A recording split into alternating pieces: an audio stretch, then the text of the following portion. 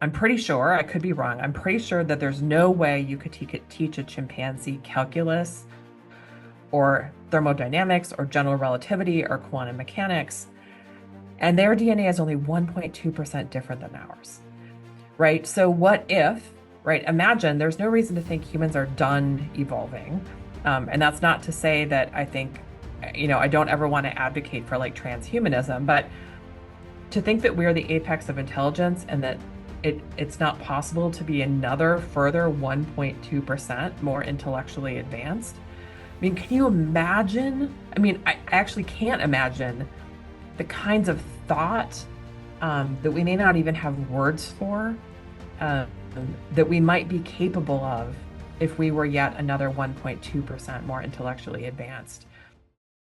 Do you trace that like fascination with the night sky back to your childhood, experiences? For me, the answer is a little bit complicated, but I'll give you, I guess, the main points. One is that I had a fairly challenging childhood.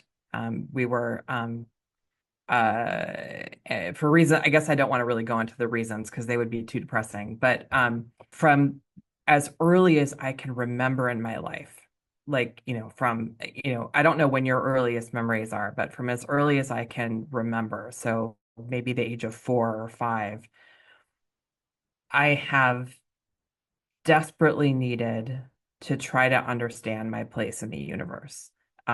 In part because I guess I will share one thing to set the background. Um, my my mom, she worked very hard, but things were very very hard for her. But she told me throughout my life that she wished that she had had an abortion. And so for me, that from a very early age, I was always questioning why I was here and what my role in the universe was. So that's just kind of been baked into me from very, very young. The other part, though, was that growing up, we had a tiny little home, but it was surrounded by fields and meadows. And so my solace was always, in order to get away from what was happening in my house, I would go outside at night. So I spent a lot of time outside at night under the stars. And in some ways, and I know this sounds actually kind of silly, but the stars kind of became like my friends. I don't mean that literally. Like I wasn't like I didn't have names for all of them, but there were certain stars that, I looked to every night and I knew they would be there and they were a source of comfort and I just from a very young age, this sounds very cliche, right? But I fell in love with the universe really almost as a friend from as young as I can remember. But that was because I lived somewhere where I could see the night sky and I had an environment such that I spent time outside at night. Um, and I don't know that had I grown up in a comfortable family in a comfortable house, somewhere in suburbia where I couldn't see the night sky and I had no reason to be outside at night, I don't know that I would have developed that same love and connection with the universe that I did. So that has really been, I think, what has guided me throughout my career is really um, just a deep, abiding love for the universe. And in some ways, and this I know sounds silly too, um, but this book that I wrote is almost like a love letter to the universe, and the things about it that I find so amazing and wondrous and magical. The kind of questions that you explore, that raise in this book, would you say that you've been thinking about them, yeah, like your entire life, that it has been like, yeah, a huge part of like your, I don't know, intellectual makeup maybe, like, and just has been growing within you, and then you finally at some point decided, yeah, to kind of to put it on paper, yeah, like I don't know. Yep, I think that's exactly right. And for me, a lot of these, I think, really big beautiful existential questions that I think originally many people go into astronomy or astrophysics because of we also lose track of. And um, and they become, most of your profession as an astrophysicist is, doing experiments, testing things, finding out what you can from data. And all of that is great, right? That's how science proceeds. But it can also be a step removed from some of these big questions that I think are part of what it means to be human.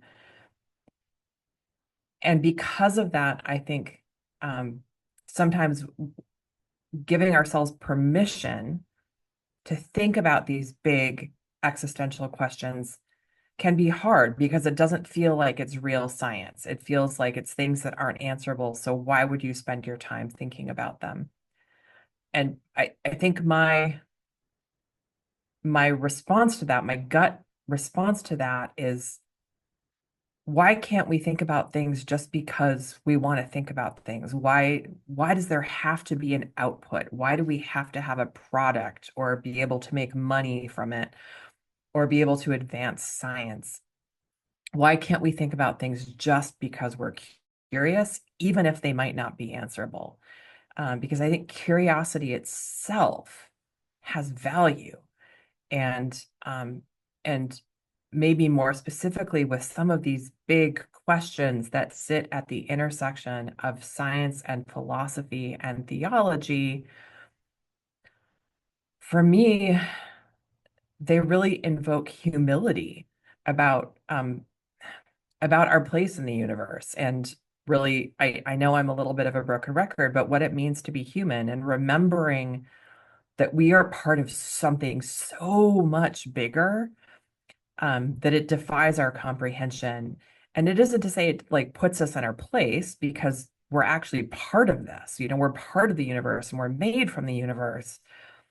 But I think it's an important reminder that these, many of the day-to-day things that people in my country seem preoccupied with, like, how many likes do they have on social media, or, what does their outfit look like, or what happened in reality TV, it just kind of deflates them. Like, do those really matter in the scheme of things? And, what if we just pause and think about the universe and our place in You it? know, would you say that in our modern world, we have these perceptions sometimes, this mentality that um, which essentially can be summarized as like science is only valuable if if you can use it, and Mhm. if you can make a better toaster out of it, or a better car, and like you were saying about the value of just pure curiosity, and it feels to me like that also, that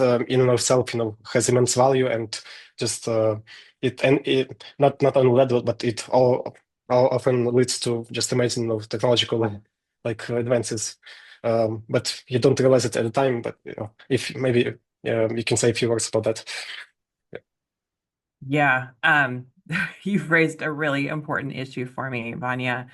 Um, this is something that actually drives me completely crazy with respect to science, but with respect to really everything we do in, the modern Western world.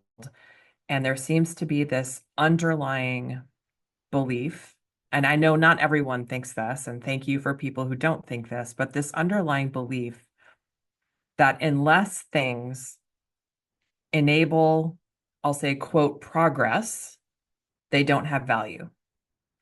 Um, and I really want to challenge that because let's drill down on something that we think enables whatever we want to call progress. I'm trying to think of something here, like a faster car. Okay, so let's say we get to have a faster car, and that lets us get to place from place. And the reason we want a faster car is because it helps us get from place to place quicker. Okay. Well, what is the benefit of getting to place quicker? It's so that you can pack more things into your schedule. Well, what's the benefit of packing more things into your schedule? Right. And so at the end of the day, if you follow these lines of thought, like, and you're asking, why do you want to pack things more things into your schedule? One person might say, well, to make more money. Well, why do you want to make more money? So that um, they can take more time off, right? And then suddenly you end up in this, like, if what you really value is having time for yourself to do things that you enjoy or to do things that you find meaning in, we're going about this all backwards. And so we've swallowed this myth that um, that everything has to have a purpose, and mostly that purpose needs to involve making money. And I just want to reject that because fundamentally, and I know this sounds super cliche, and it isn't that I am totally against all forms of capitalism. Um, but money itself has no value. That's the deep irony baked into all of this. And so for me, when it comes back to science and the value of science, most people who I deal with in government and in policy work only see value in science insofar as it's able to help us make, quote, advances that will help us make money. And I just really reject that because I think the real value in science at the core of it is about understanding our place in the universe and letting ourselves be curious about what it means to be human. And if that's not the fundamental value of science, then, all the other things just ring hollow to me. And there's just no end to them. So this bothers me a lot that the only things we think have value are things that enable whatever we might want to call progress. Yeah, and isn't it true actually that, for example, quantum mechanics is like in some sense, responsible for, I read like 30% of the gross national product because yeah, it's yielded all the amazing technology that we benefit from. Right.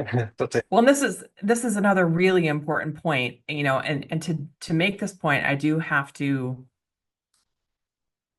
be part of the argument that science is important for progress, which is a true statement.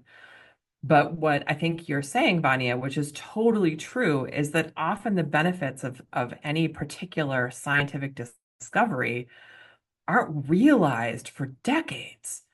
You think about quantum mechanics, and when quantum mechanics was first developed, no one had any idea what its implications would be for progress or general relativity, right? We rely inherently on general relativity today in our daily lives, and the GPS satellites that tell us our locations. If we didn't have general relativity, those wouldn't work.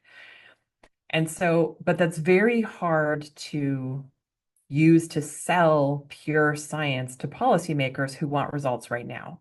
Um, and and you never know. You have to cast a wide net to uncover new things that you might not be thinking of. And that's a hard part of science to get governments on board with. for example, when you're writing a book, yeah, and do you have a particular strategy for bringing these ideas out, to the general public? Like when you're dealing, with such like big questions, big topics, how you make sure, that you keep it accessible, but you're not, dumbing down the science or like, um, yeah, it's there's like I guess a fair like some kind of balance that you have to keep. Yeah, maybe I don't know if Oh, you follow maybe a set of techniques or principles. that's really hard. And I guess the jury is out as to whether or not I succeeded in that, right? There have certainly been um, reviews online of people who thought the book was understandable and people who thought the book was too dense. So I think I tried very hard to aim for a level that would work for people. So I would love to hear your thoughts on that as someone who's reading the book and isn't an astrophysicist. But part of this for me comes from teaching versions of the material in the book for a very long time in the classroom and having a sense of, at least for my students, where things feel intuitively okay and where they run into problems and where things start to just feel like they don't make any sense at all. So that definitely informed, I think, places in the book where I went into more or less explanation. But the other strategy that I really, there are two other strategies that I really lean on heavily. One is curiosity. If you can help people to become curious, once people are curious about something, I think they're in a much more receptive state to thinking and learning. And if you don't have that curiosity to begin with, it's hard to find a place to put information in your brain. I mean, think about, some random thing you might want to know about. You will all on your own like go down a rabbit hole on the internet trying to figure out how something works just because you're curious, right? Because you want to know something. So, in my teaching and in my writing, I try really hard to spark curiosity. I mean, you can't make people be curious, but I also kind of feel like I have pretty good subject material, right? If people aren't curious about, what happens inside black holes or if there are other dimensions, then then I don't know what you're going to be curious about. But so curiosity for me is strategy number one. Um, strategy number two for me is um, not being afraid to go into some of the math and science when it's needed and only when it's needed, but also letting people know it's okay if you don't get this next part, right? There'll be an on-ramp for you. This next part, this next chapter, this next unit in class might be a little bit dense. It might be a little bit harder to digest. Um, but don't give up just because it's hard to digest. Yes, give it a try, but if you can't digest it, come back. And there'll be an on-ramp for you later on. And just signposting that because I think it's really easy for people who have already convinced themselves that they aren't good at math or they aren't good at science. I think it's really easy for them to hit some material that's a little bit challenging or maybe a lot challenging and just give up and say, I knew it. I knew I couldn't get it. I knew I was too stupid for this. I knew I didn't understand math. And they just walk away. And I think that that's really sad because I think inherently most people are actually not as bad at math and science as they think they are. And so letting them know, yeah, this next part's going to be a little bit challenging. It's not you. It's not that you're stupid or you don't understand math or science. It's just challenging. So know that it's challenging. Forgive yourself if it's challenging, and come back and re-engage when it's not as challenging, and maybe loop back at some point when you have more confidence in the material. Like one can think of teachers as, in some sense, the DNA of civilization.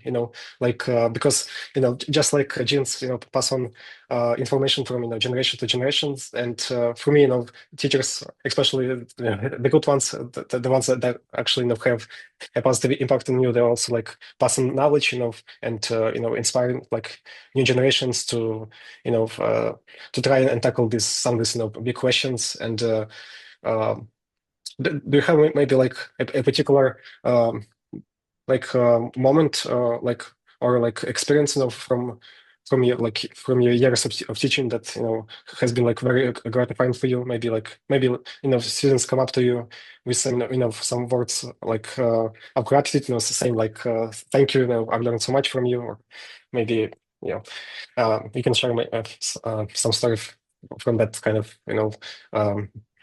like part of your life. First, I have to say, I wrote down this quote that you gave me, Vanya. Teachers are like the DNA of civilization. I have not heard that before, and I think that is absolutely brilliant. And I completely agree.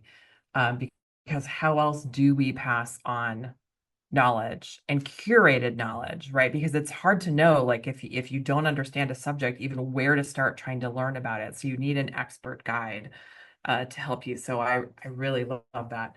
Um, in terms of moments as a teacher, I'm fortunate that I do get a lot of them. My students there's nothing better for a teacher than having a student convey to you, sometimes years later, um, an impact that you had on them that you may not have even realized as a teacher.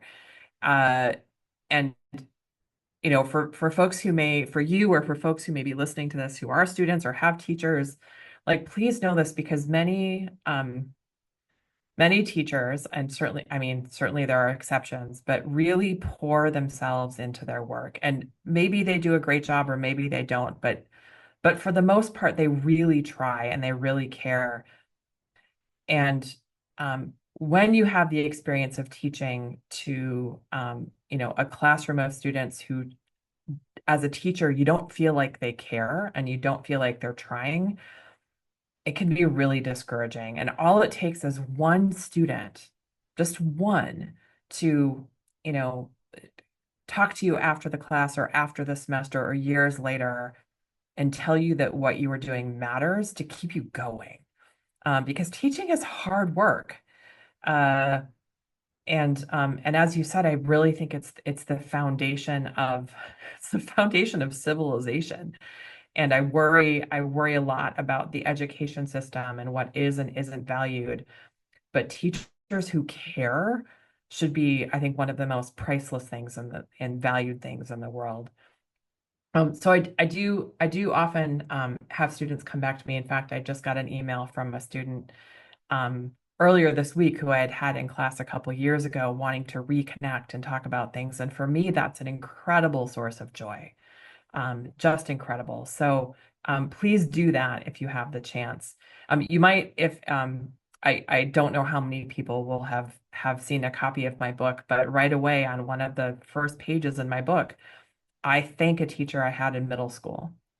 And I sent him a copy of the book, and he told me that this was one of the greatest honors of his life as a teacher, right? To have, seen that what he did as a middle school teacher ended up mattering so much in the course of my life.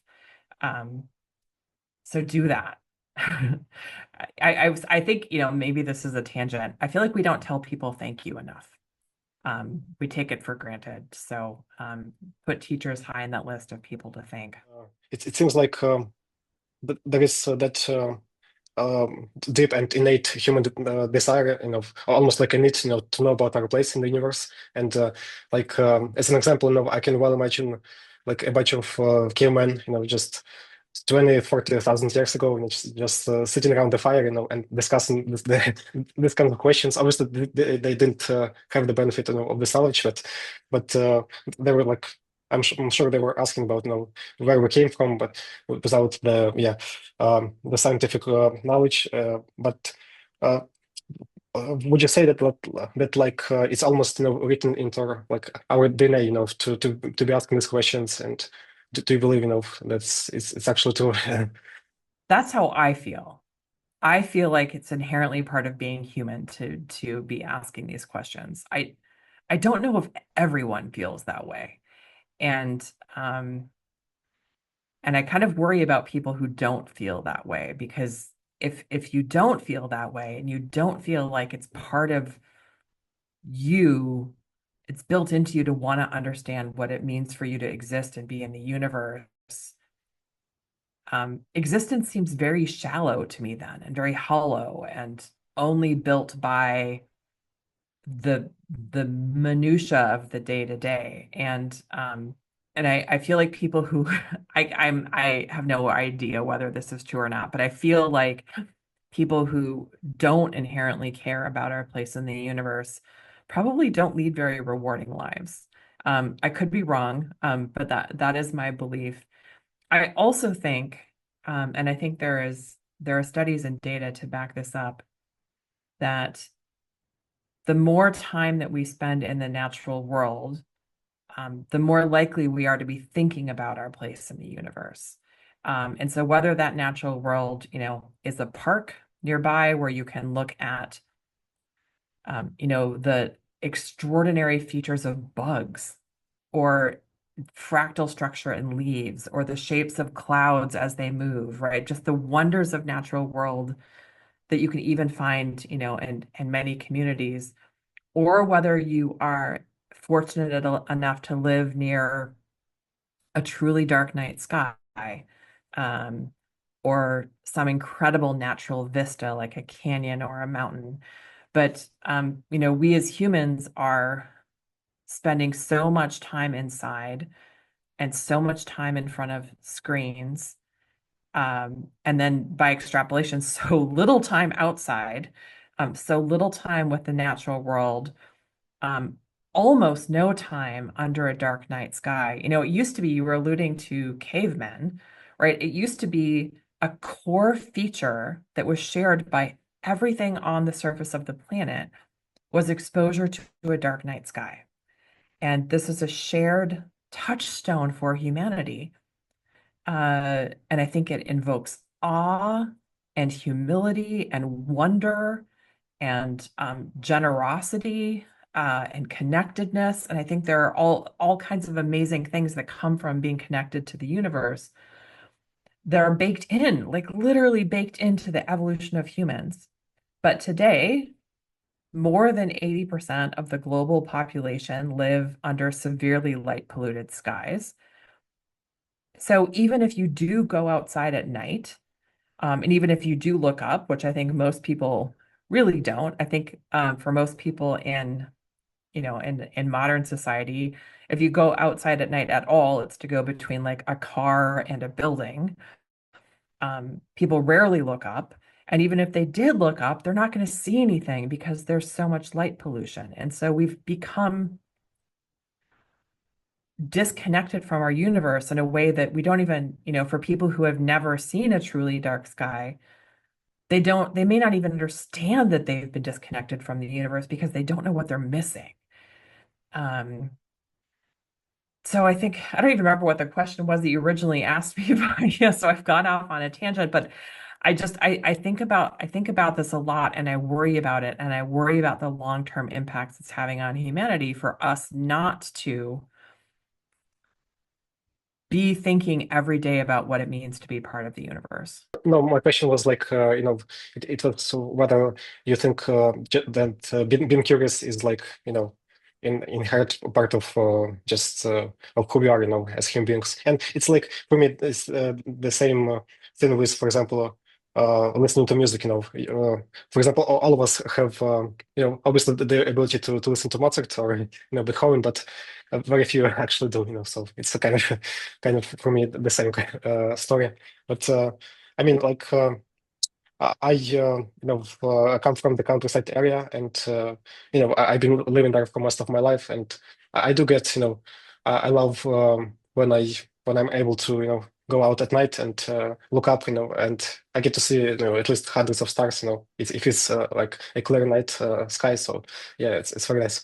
And obviously here in Kiev, I don't have that opportunity, but still, I can see like less than a dozen. Like and and many of them probably are satellites. Yes.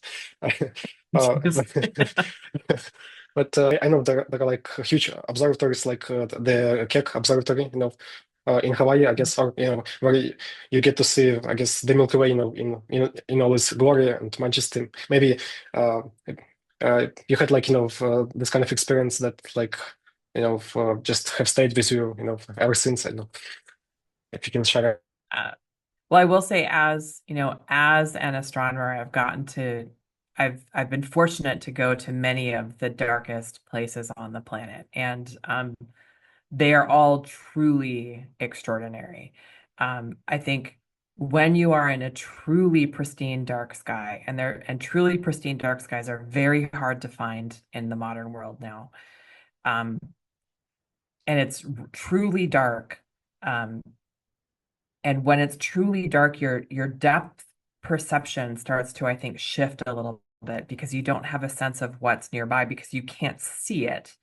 Uh, but when you are in a situation like that, it really feels like the universe is in your face. Like you can almost reach out and touch it. And it's hard to, unless you really have experienced a truly dark night sky, it's one of those things where I wish that I were a poet because I find that I can't convey the power of the impact it has on you. It's truly awe-inspiring. Uh, and my experience has been that I think I wonder if it's actually impossible. I think it must actually be impossible to be in a truly dark night sky like that with friends or family or loved ones or whomever, and sitting and looking at it. I think it's impossible to be in that situation and not feel like you're part of something bigger, and um, not start to think about the big, beautiful existential questions that we often don't let ourselves think about in daily life. And maybe we don't let ourselves think about them because they seem so removed from practical needs of the daily life. And in some ways, maybe they are, but that doesn't mean they're not important to think about. So the dark skies I've been to have been extraordinary. Um, as someone who grew up in the Northern Hemisphere, I'm very familiar with the Northern Hemisphere sky. Um, and, part of that, for better or worse, is that when I look at the Northern Hemisphere sky, I immediately recognize everything that I see. And so I can't look at the sky and not see the patterns that I know to look for and not see the stars that I know to look for, which is comforting and familiar and wonderful. But the flip side of that is that it's not really a sense of surprise. And so one of my favorite things to do is when I'm in the southern hemisphere, whether I've had the occasion to be in Chile on a number of occasions up in the Atacama Desert, or in South Africa out in the wilderness. The southern sky is so different for me that it's a different experience when I don't know what I'm looking at. I mean, I do know what I'm looking at because I'm an astronomer, but not in the same familiar way. It's not as familiar. And so for me, looking at the southern sky is almost more impactful even than looking at the northern sky. Uh, when you're looking up, you sometimes wonder or like think to yourself, if there is someone else out there, also like looking up and wondering, if there is like alien life, and do you believe that that aliens exist, or in fact like intelligent life, if it exists or not? Well, obviously, we don't know so much about it. It's like one of the big unknowns, but maybe like you have your own take on it. I have a lot of thoughts on this. Thank you for bringing it up. I do think, based on what we think we know about life, and I think there's a lot we don't know about life, but based on what we think we know about life, I think chances are overwhelming that there is life elsewhere, um, possibly even in our own solar system at some microbial small level, but certainly within our galaxy. And we could go through those statistics, and I don't know that we want to do those in real time now while we're talking, but I think the chances of there being life of some kind are um, astronomical. Um, and I have reasons for that, and I have reasons for thinking that. Um, the the real question becomes um, not just whether there's life of any form, whether it's really primitive and unevolved, but whether that life might have evolved, might have become what we would recognize as intelligent, knowing with a grain of salt that we may not actually be as intelligent as we think we are, and whether if it had evolved to become intelligent, whether it might have developed technology. And so there are a lot of ifs in there that require us thinking about alien psychology and alien sociology and alien science funding agencies, right? So there are a lot of ifs in there, but if we follow some of the assumptions to their conclusions, um, it it seems entirely likely to me. I don't want to say for sure, but that there is intelligent life out there in the galaxy and certainly out there in the universe. Now, here's the thing though, and well, there are a couple things I want to point out that I think are kind of amazing and maybe a little bit alarming.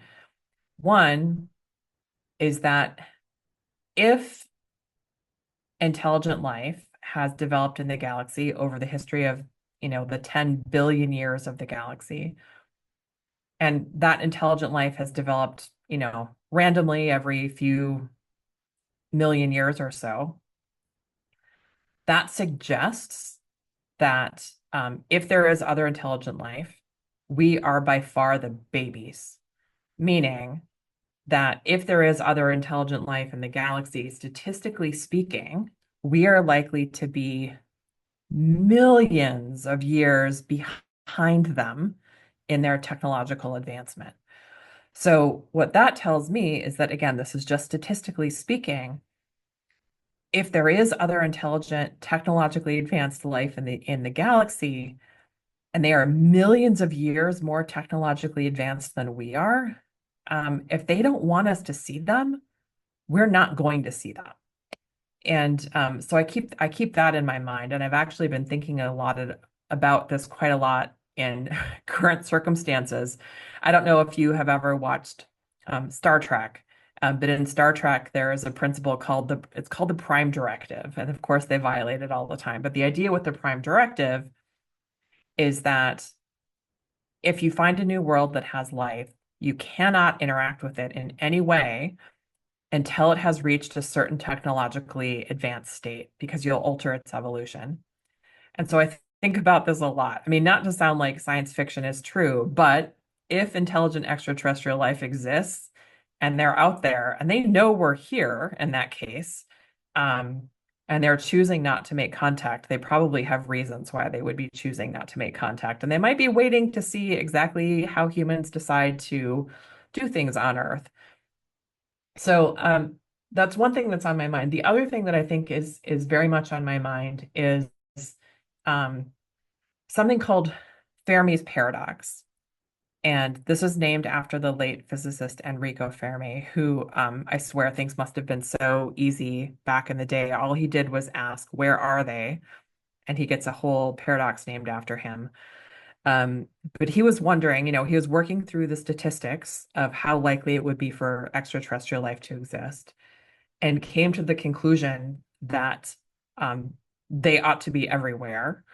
And yet we don't see them. So, what is the resolution to this paradox?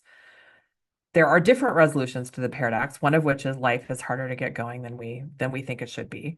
And there are some other ones in there too. But um, one of the possible conclusions to this paradox that I'm very mindful of is the idea that anytime a civilization becomes sufficiently technologically advanced, it's doomed to destroy itself. And this is very much on my mind right now, because we are in, I think, what would be argued to be our technological adolescence, meaning we are technologically advanced enough that we could literally destroy ourselves and the planet, but are we smart enough or wise enough not to? And as a parent of three children myself, I have parented teenagers and adolescents up through young adulthood. And you may know that for brain development, humans don't even have a fully developed prefrontal cortex until, the early to mid 20s that enable us to make good, healthy, long-term choices and decisions.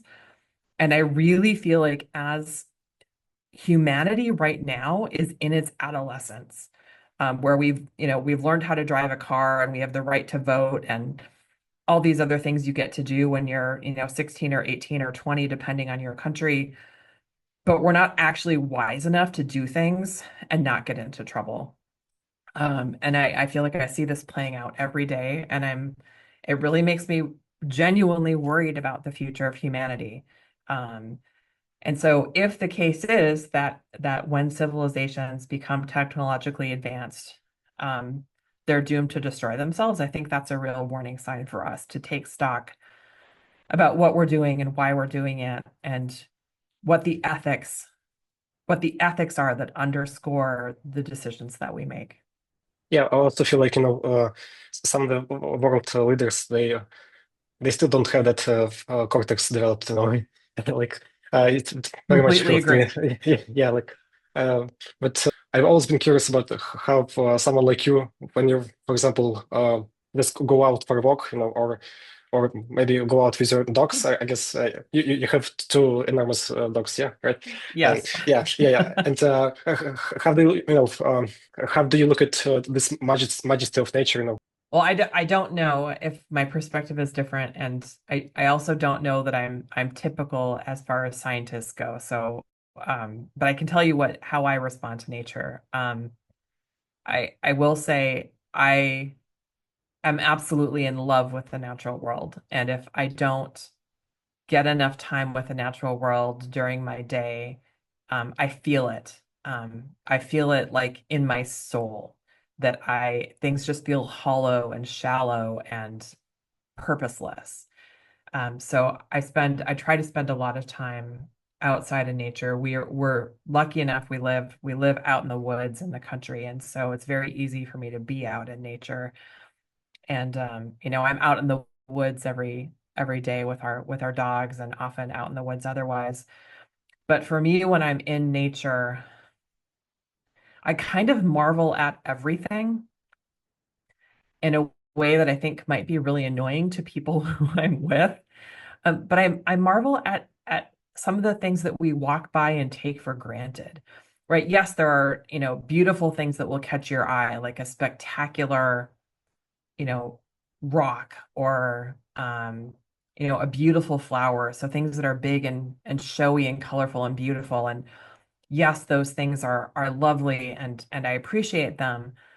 But I really love the things that you might walk by and just not even give a second thought, right? So just a leaf, like just the next time you're out and about, just walking by a tree, just stop and stare at any particular leaf. It doesn't even matter which one and really look at it, like really look at its structure and um, how it's almost symmetric, but not perfectly symmetric, and how the veins within that leaf are, of maximized efficiency and the color and how rich it is. They're just things that I think we just kind of need to pause that seem like they're everyday objects that are indistinguishable from other everyday objects. But when you pause and you look at them and you really look at them, you realize how incredible and marvelous they are. And I think for me, it's kind of a daily practice that I try to hold on to and apply to other things like people, right? Like people are all, just as you might walk by a tree of leaves and think that all the leaves are the same and none of them are particularly remarkable, but they are, right? And I think it's the same way with people, like pausing and really trying to understand a person and who they are and all of the things about them that are marvelous and curious and different from the leaf next to them on the tree. I sometimes teach a class called Beauty and Math in the Cosmos. And the reason I teach this class is that when I'm out in nature, I see manifestations of math everywhere. And I don't know whether this is normal for people or normal for scientists, um, but I'm really attuned to the extent to which math, like, is baked into and part of the universe that we live in a way that is, I think, mind-blowingly awesome. So everything from symmetries to fractal structures, um, to even basic. I was going to say basic, maybe basic isn't the right word, but there are these really important numbers in science like pi, right? 3.14159, or phi, um, or even the imaginary number I.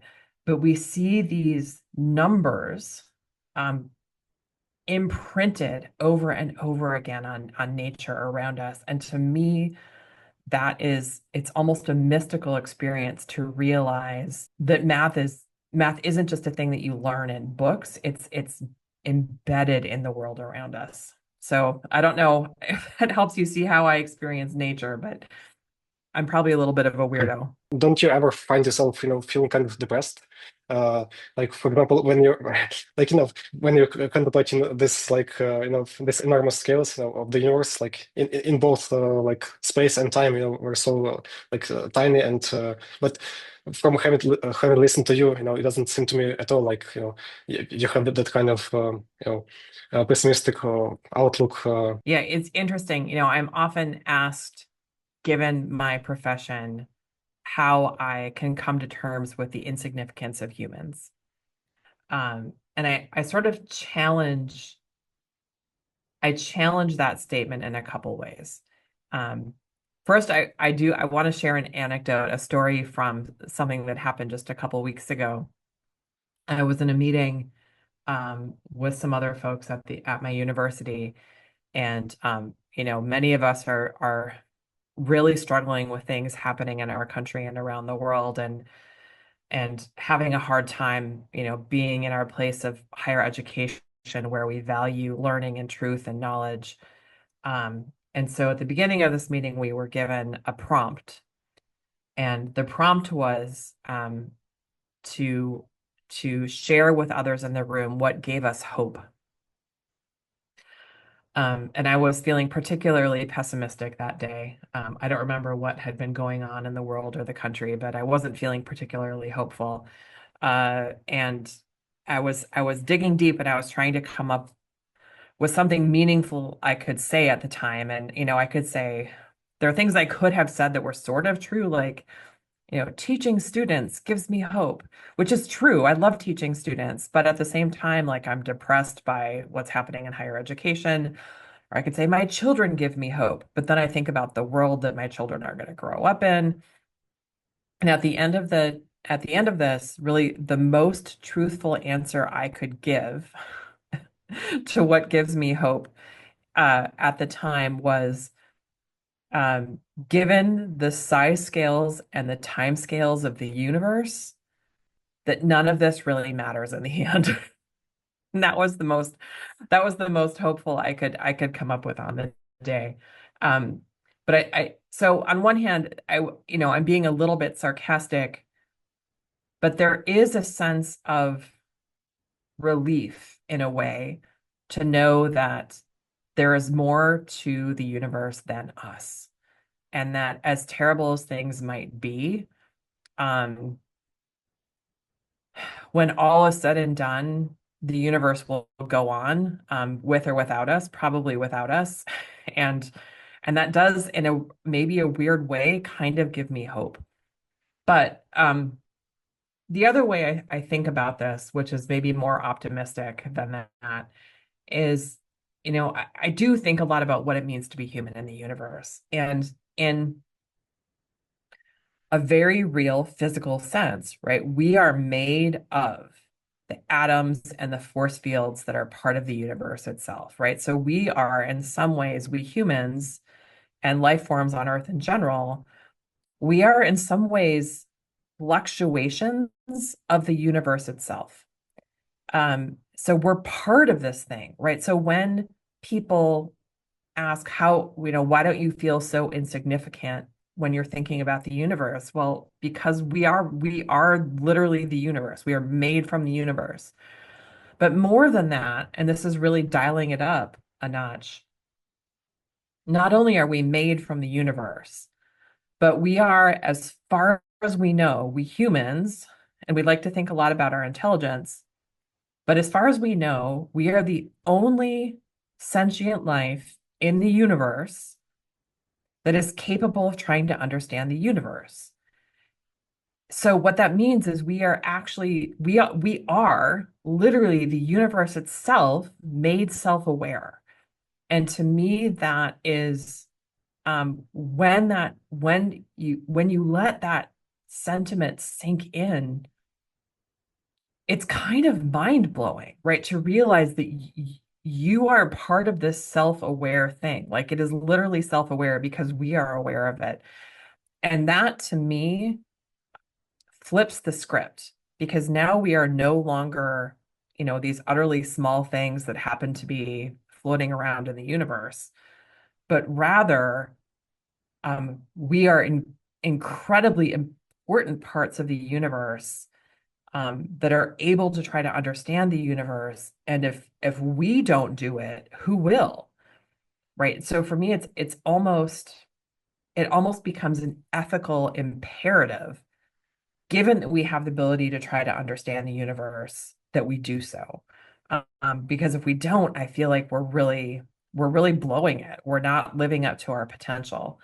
When I think about the things that that I feel give my own life meaning, um, and that, when it is my time to no longer be alive, the things that I want, I really want to have valued in my life are, of course, um, my own children and what I have done for them to enable them to be happy and healthy,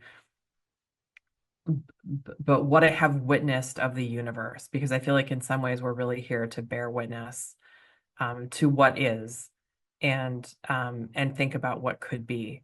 It's almost, we have not talked, and nor do I want to talk about my own particular religious beliefs or convictions, but it is almost, in this way, it's almost a sense of religious responsibility to be good ethical stewards of the natural world and the universe that we are in. And obviously, this is easier in some situations and harder in other situations, but having some kind of practice in your life of finding sparks of joy, no matter what, I think is essential. And for me, those sparks of joy usually end up connecting back to the universe and how grateful I am to be here at all, and how grateful I am to be witnessing the universe. And in some ways, that's true for everyone, right? Everyone who is, presumably conscious, if they're listening to this or reading the book, right? It is a source of, think about all the things in the universe that had to happen exactly the way they did for us to be here right now, experiencing what we're experiencing. And I don't want to sweep things under the rug because there is a lot of misery, and I don't know that we're in a place right now where we want to have a deep philosophical conversation about misery. Um, Being able, even in challenging situations, to realize that we are part of something bigger and magnificent, I think maybe can provide a little bit of hope. If you could meet like anyone from human history, you know, who would it be, and and maybe what questions would you like to ask them? It could be like a scientist or from any kind of field. Doesn't matter. Oh gosh, okay, does it have to be a scientist? Um, There are people, so what's funny is as you ask that question, there are a lot of people I wouldn't want to meet. It turns out that a lot of the famous scientists that most people have heard of in their personal lives were kind of jerks. Who would I want to meet from history? Someone who really fascinates me, you may not have heard of, is Emmy Noether. And she was a really, mathematician, physicist. And she had, I don't know how many people are familiar with her work, but one of the things that she realized, which I think is really deeply profound, is that all of these conservation principles we have, like we are often taught these in school, we have conservation of mass or conservation of momentum or conservation of charge, whatever it is, right? We have these conservation principles that underlying all of these are actual symmetries in the universe. And that's become a really important part of modern physics.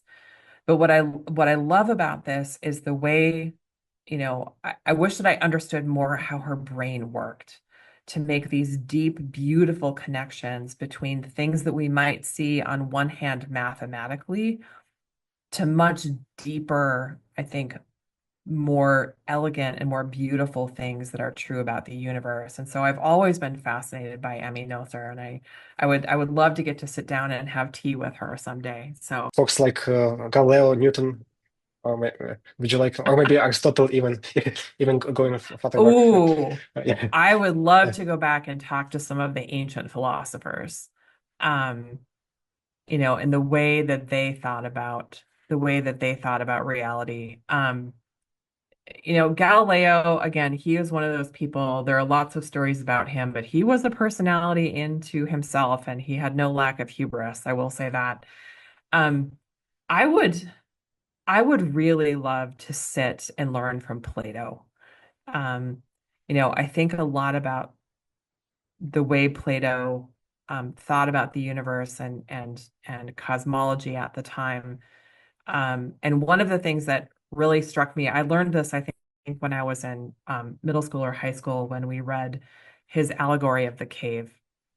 And that really stuck with me as um, it embedded in me this understanding that whatever we might see as our reality, and however real it might seem, might really only just be a shadow of a deeper, more underlying reality that we're not aware of. And so that's always been on my mind as an astrophysicist.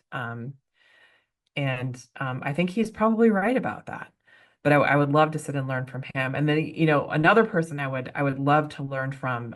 I confessed this in my book. I have a bit of an intellectual crush on him. Is Thomas Aquinas. I really admire the way that he thought about the universe. And I think it'd be really fun to hang out with him. It's amazing to me because, for example, if you could bring Isaac Newton, obviously one of the one of the greats, and could bring him to the present moment, and for example, um, show him your book, Into the Unknown, and and he would read all about this like unsolved mysteries of the universe and these questions, and it's just amazing for me because these are the questions that he could not have possibly conceived of in his life, and it just makes you wonder how much more it's still like out there that we haven't even just imagined like the questions we haven't had like the ability to yet ask or just comprehend, just I think we tend to think of ourselves as the apex of intelligence, right? Both on our planet and in terms of human evolution. And we think back to even, a few hundred or a few thousand years ago when we're talking about some of these, earlier thinkers like Newton or Aquinas or Augustine or Plato or Aristotle, and how far our understanding of the universe has come. They weren't any less intelligent than we are. In fact, maybe they were more intelligent than we are, right? Human intelligence has not changed for tens of thousands of years on average. And in fact, I think they were probably more intelligent than we are because they didn't use all of these, they had to figure things out for themselves and problem solve for themselves because they didn't have the internet and they didn't have all these hacks that we have. And so I love thinking about what their response would be if we were able to move them forward in time and share with them what we think we understand about the universe now, but exactly by way of extrapolation, right?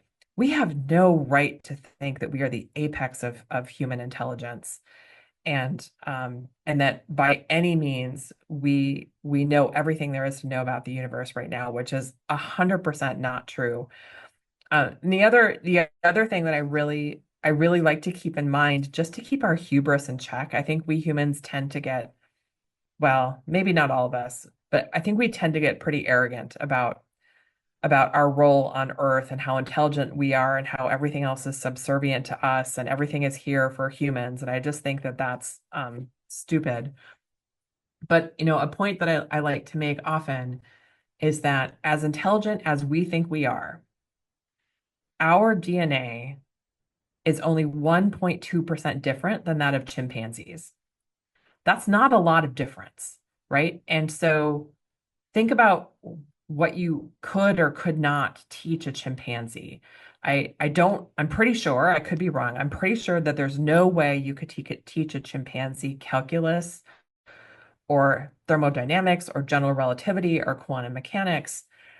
And their DNA is only 1.2% different than ours, right? So what if, right? Imagine there's no reason to think humans are done evolving.